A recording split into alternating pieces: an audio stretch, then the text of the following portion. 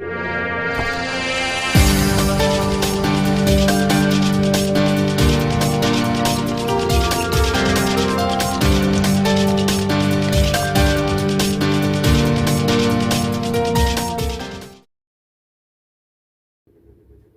Friends, అందరికీ నమస్కారం. నేను మీ శ్రీనాథ్ రెడ్డి మిట్టపల్లి. ఇవాళ తారీఖు వచ్చి మార్చి 31, 2021 సంవత్సరం.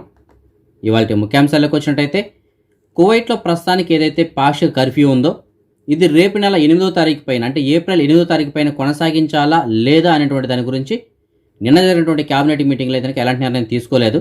ఎందుకంటే ఇప్పుడున్నటువంటి కర్ఫ్యూ రేపు నెల 8 వరకు ఉంటుందని చెప్పారు. అయితే దాని తర్వాత పొడిగించాలా లేదా అనే దాని గురించి నిర్ణయం తీసుకోలేదు. అయితే వీళ్ళు ఇంకో విషయం చెప్పడం జరిగింది. అప్పుడున్నటువంటి కేసుల దృష్ట్యా, అంటే ఈ కేసులు పెరుగుదల కానీ తగ్గుదల కానీ వాటిని బట్టి కానీ, అలాగే వ్యాధిని నియంత్రించే సామర్థ్యాన్ని బట్టి అప్పుడు నిర్ణయం తీసుకోవడం జరుగుతుందని చెప్పేసి వాళ్ళు చెప్పడం జరిగింది.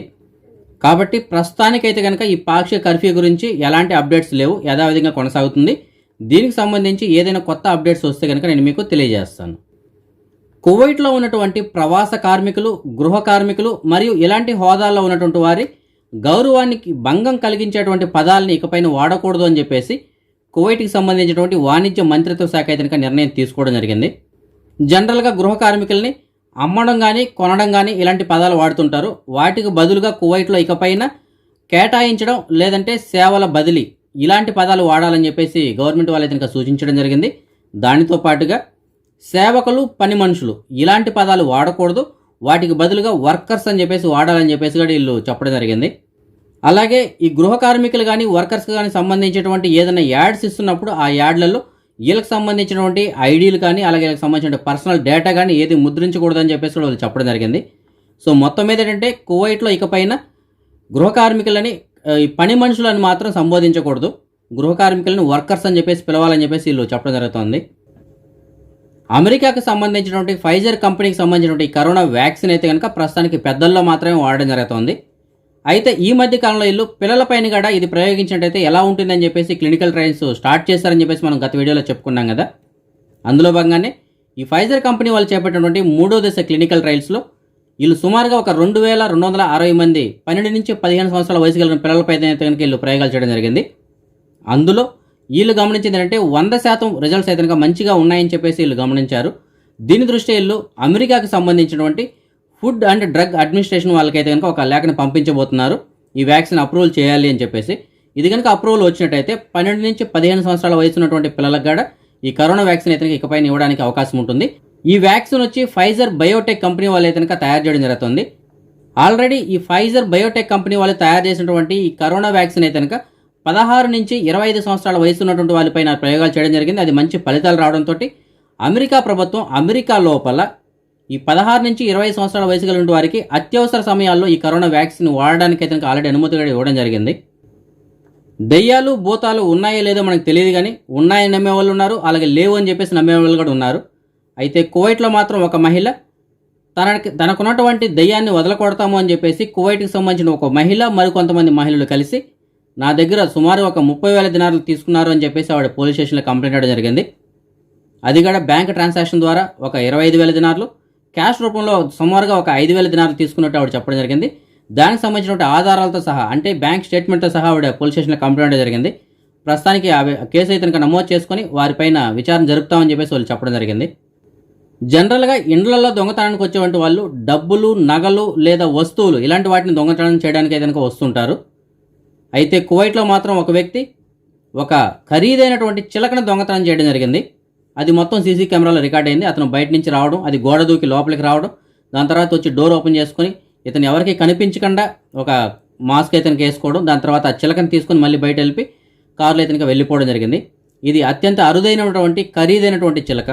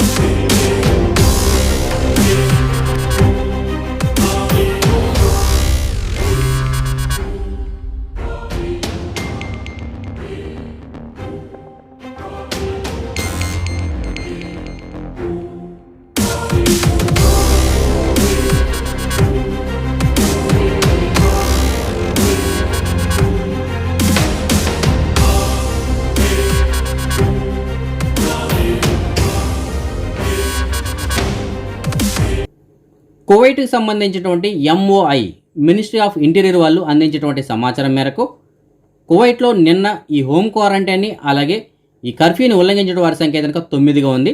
అందులో కువైట్కి సంబంధించిన పౌరులు కనుక 8 మంది ఉన్నారు, ప్రవాసీలు వచ్చి 1 ఉన్నారు. మన సబ్స్క్రైబర్స్ చాలామంది ఇంకా ఈ ఫ్లైట్ టికెట్స్ గురించి అడగడం జరుగుతుంది. ఫ్రెండ్స్, ప్రస్తుతానికైతే కనుక కువైట్ నుంచి ఇండియాకి వెళ్ళడానికి టికెట్స్ అందుబాటులోనే ఉన్నాయి. అలాగే ఎవరైతే వ్యాలిడ్ అకామా కలిగి ఖాదీం వీసా కలిగిన వాళ్ళు కువైట్కి రావాలనుకుంటున్నారో, లేదు కొత్త వీసా పైన ఎవరైతే రావాలనుకుంటున్నారో, అలాగే ఎవరైతే ఇంటి దగ్గర కొత్త వీసాలు తీసుకొని మెడికల్ PCC స్టాంపింగ్ చేయించుకోవాలనుకుంటున్నారో, ఇలాంటి వాటి అన్నిటికి సంబంధించినటువంటి ప్యాకేజ్ డీటెయిల్స్కి అయితే కనుక మీకు డిస్ప్లేలో ఒక నెంబర్ ఇస్తాను. ఆ నెంబర్ కాల్ చేసి మీరు పూర్తిగా కనుక్కొని టికెట్స్ తీసుకోవచ్చు, లేదంటే ఇలాంటి ప్యాకేజ్ల పైన కువైట్కి రావడానికి కూడా ట్రై చేయొచ్చు. ఓకేనా? మన సబ్స్క్రైబర్ ఒకరు మనకి మెసేజ్ పెట్టడం జరిగింది జహరా ఏరియా నుంచి. అతను తనకు సంబంధించినటువంటి కారుని అమ్మడానికి సిద్ధంగా ఉన్నారు. ఇది 2012కి సంబంధించినటువంటి వోక్స్ వేగన్ కార్. ఇది బండి మంచి కండిషన్లో ఉందంట. దీనికి సంబంధించినటువంటి పూర్తిల కోసం అయితే మీకు డిస్ప్లేలో ఒక నెంబర్ ఉంది కదా, ఆ నెంబర్ వచ్చి కువైట్ అవుతుంది. అతనితో మాట్లాడి పూర్తిలు కనుక్కొని వెళ్ళి కారు చూసి తీసుకోవచ్చు. ఇంకొక సబ్స్క్రైబర్ కూడా మనకి మెసేజ్ పెట్టడం జరిగింది. అతను కూడా తనకు సంబంధించినటువంటి కారుని అమ్మడానికి సిద్ధంగా ఉన్నారు. ఇది 2014కి సంబంధించినటువంటి నిస్సాన్ సన్నీ కారు. బండి మంచి కండిషన్లో ఉందంట. ఇది కారు కనుక మీకు కావాలనుకుంటే మీకు డిస్ప్లేలో ఒక నెంబర్ ఉంది కదా, ఆ నెంబర్ కాల్ చేసి పూర్తిలు కనుక్కొని వెళ్ళి కారు చూసి తీసుకోవచ్చు. మన సబ్స్క్రైబర్ ఒకరు మనకి సాల్మియా గత 10 నుంచి మెసేజ్ పెట్టడం జరిగింది. వీళ్ళ దగ్గర పార్టీషన్ రూమ్స్ ఖాళీగా ఉన్నాయని చెప్తున్నారు. మీకు ఎవరికన్నా సరే సాల్మియా ఏరియాలో పార్టీషన్ రూమ్స్ కావాలనుకుంటే మీకు డిస్ప్లేలో ఒక నెంబర్ ఉంది కదా, ఆ నెంబర్ కాల్ చేసి పూర్తిగా కనుక్కొని వెళ్ళి రూమ్ చూసి తీసుకోవచ్చు. అదే మనం ఈ మనీ ఎక్స్చేంజ్ విషయానికి వచ్చినట్టయితే కువైట్ దినార్ వచ్చి మన భారతదేశం రూపీస్లో ఒక దినార్కి 239 రూపాయల 52 పైసలుగా ఉంది. ఫ్రెండ్స్, కువైట్లో ఉన్నటువంటి ఆల్మోల్లా ఎక్స్చేంజ్ సెంటర్ ద్వారా మనం అమౌంట్ పంపించిన తర్వాత ఏదైనా ట్రాన్సాక్షన్ చేసిన తర్వాత అప్పటి నుంచి ఒక నెల రోజులకైతే కనుక ఈ కువైట్కి సంబంధించిన ఆల్మోల్లా ఎక్స్చేంజ్ సెంటర్ వారు ఒక 1000 దినార్లకి ఇన్సూరెన్స్ సెంటర్ అనేది చేయడం జరుగుతుంది. అంటే ఆ నెల రోజుల లోపు మనకి ఏదైనా జరగరాని జరిగితే కనుక వీళ్ళు ఒక 1000 దినార్లు అనేటువంటిది మన ఫ్యామిలీకి అందించడం జరుగుతుంది. అదే మనం బంగారం విషయానికి వచ్చినట్టయితే కువైట్లో ఉన్న మాలియాలో ఉన్నటువంటి సూకల్వతియాలో ఉన్న FK జ్యువెలర్స్ వాళ్ళు అందించినటువంటి సమాచారం మేరకు బంగారం అనేటువంటిది నిన్నటికి ఇవాళకి కొద్దిగా రేట్ అనేటువంటిది తగ్గడం జరిగింది. 1 గ్రాము బంగారం వచ్చి 22 క్యారెట్ల బంగారం అయితే 16 దినార్లుగా ఉంది. అదే 24 క్యారెట్ల బంగారం అయితే 16 దినార్ల 459 పిల్స్గా ఉంది. ఫ్రెండ్స్, ప్రస్తుతానికైతే కనుక బంగారం రేట్ అనేటువంటిది కొద్దిగా తగ్గడం జరిగింది. ఎవరైనా సరే బంగారం ఇప్పుడు కొనాలనుకున్నట్టుగా ఉంటే మీరు FK జ్యువెలర్స్కి వెళ్ళి డైరెక్ట్ చూసి తీసుకోవచ్చు. ఇప్పుడు మనం ఈ కరోనా వ్యాధికి సంబంధించినటువంటి అప్డేట్స్ చూద్దాం. ముందుగా కువైట్ విషయానికి వచ్చినట్టయితే కువైట్లో గడిచిన 24 గంటల్లో ఒక 9175 మందికి కరోనా టెస్టులు చేయంగా అందులో ఒక 1282 మందికి అయితే కరోనా పాజిటివ్ రావడం జరిగింది. దీంతో కలిపి కువైట్లో ఇప్పటి వరకు నమోదైనటువంటి మొత్తం కేసుల సంఖ్య 2,32,103కి చేరుకుంది. ఇందులో ఒక 14,210 మంది వ్యాధికి ఇంకా ట్రీట్మెంట్ తీసుకుంటూ ఉండగా ఇవాళ సుమారుగా 1,330 మంది వ్యాధి నుంచి కోలుకోవడంతో మొత్తం కోలుకున్న వారి సంఖ్య 2,16,580కి చేరుకుంది. అలాగే దేశవ్యాప్తంగా గడిచిన 24 గంటల్లో ఈ కరోనా కారణంగా ఒక 5గురు చనిపోవడంతో మొత్తం చనిపోయిన వారి సంఖ్య 1,313కి చేరుకుంది. అదే మన భారతదేశం విషయానికి వచ్చినట్టయితే మన భారతదేశంలో ఈ కరోనా యొక్క 2వ దశ అయితే కనుక చాలా వేగంగా వ్యాప్తి చెందుతూ ఉంది. రోజు రోజుకి కరోనా కేసులు అయితే కనుక భారీగా పెరుగుతున్నాయి. మన భారతదేశంలో ఇప్పటి వరకు సుమారుగా ఒక 6,30,54,353 మందికి అయితే కనుక ఈ కరోనా టీకాలు అందించడం జరిగింది. అలాగే దేశవ్యాప్తంగా ఇవాళ 72,019 కొత్త కరోనా కేసులు రావడంతో మొత్తం కేసుల సంఖ్య 1,22,20,618కి చేరుకుంది.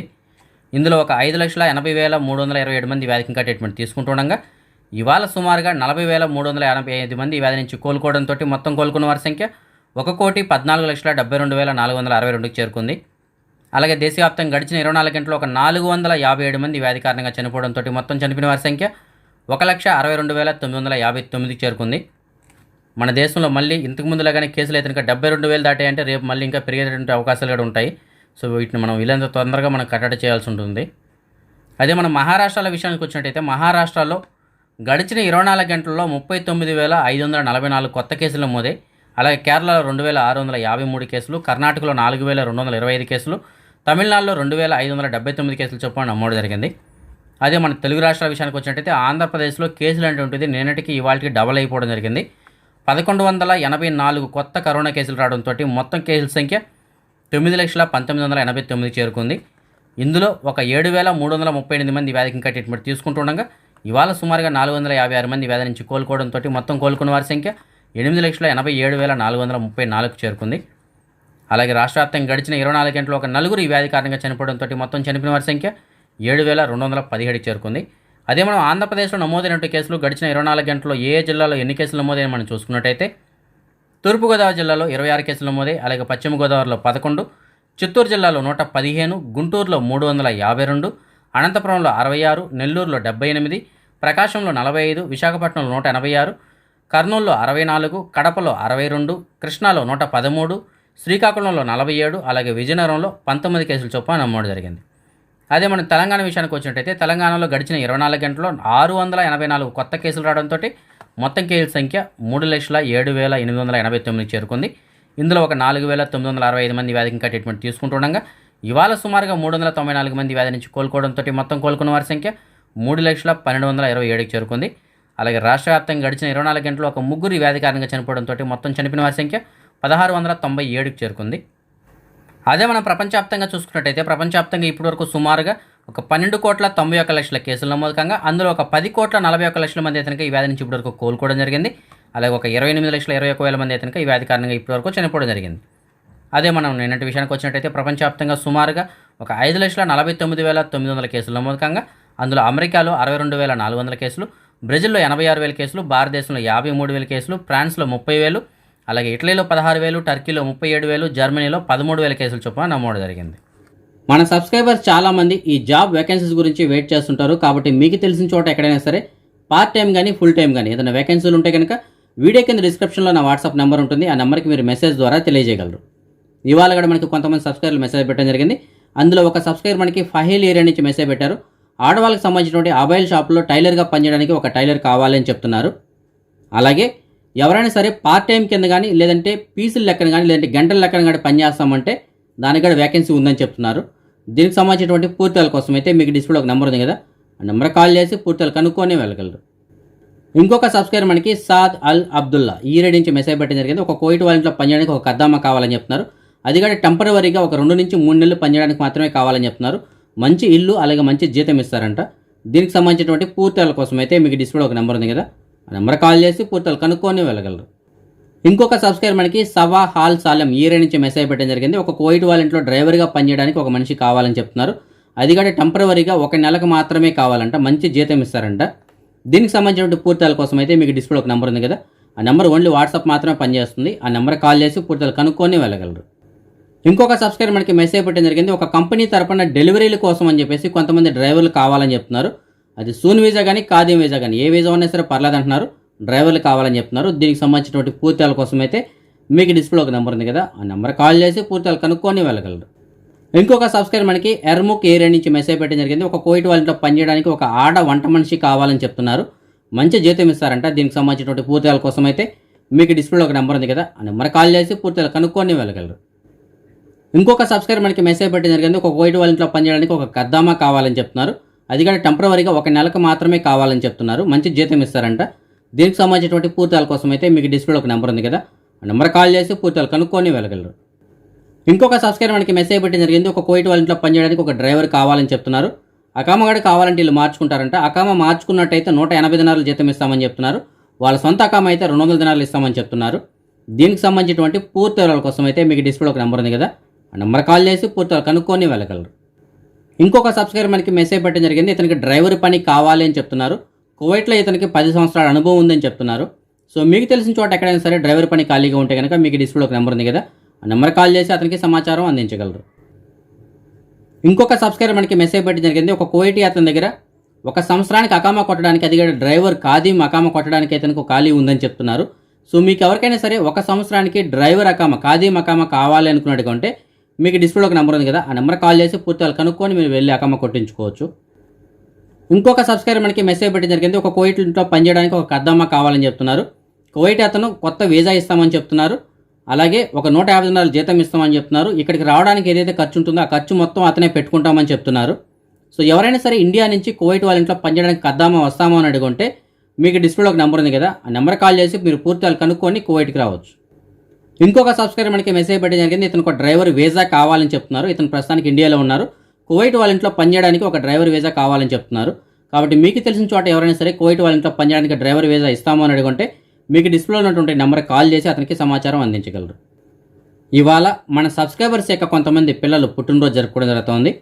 అందులో దీష్మ ఇవాళ పుట్టినరోజు జరుపుకోవడం జరుగుతోంది. పూజితారెడ్డి ఇవాళ పుట్టినరోజు జరుపుకోవడం జరుగుతోంది.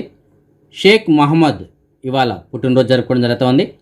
దిలీప్ కుమార్ ఇవాళ పుట్టినరోజు జరుపుకోవడం జరుగుతోంది. లడ్డు ఇవాళ పుట్టినరోజు జరుపుకోవడం జరుగుతోంది. విఘ్నికారెడ్డి ఇవాళ పుట్టినరోజు జరుపుకోవడం జరుగుతోంది. వీరితో పాటుగా అట్లూరి నందు ఇవాళ పుట్టినరోజు జరుపుకోవడం జరుగుతోంది. వీరందరికీ నా తరపున అలాగే మన ఛానల్ సబ్స్క్రైబర్స్ అందరి తరపున పుట్టినరోజు శుభాకాంక్షలు. ఇంకా ఎవరైనా మన సబ్స్క్రైబర్స్ యొక్క పిల్లలు పుట్టినరోజు జరుపుకుంటుంటే వారందరికీ కూడా నా తరపున పుట్టినరోజు శుభాకాంక్షలు. ఓకే ఫ్రెండ్స్, ఇవి ఇప్పటి వరకు ఉన్నటువంటి అప్డేట్స్. అయితే కనుక రేపు రాత్రి 9 గంటలకు వచ్చేటువంటి వీడియోలో మరిన్ని అప్డేట్స్తో కలుసుకుందాం. అంతవరకు సెలవు. జై Hind.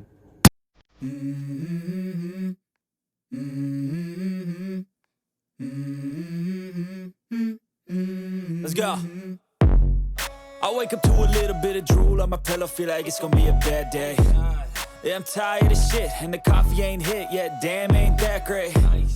I don't wanna go to work cause my boss is a jerk and I'm not even that paid. I need a change in my life cause I don't feel alive and there's nothing that makes me happy. Hold my beer for a minute, I'm about to quit my job, cash in for a ticket. I'm going on a trip and I don't plan to visit. I'm gonna stay there till I feel like I'm winning, and this is just the beginning. I need a big change, help me feel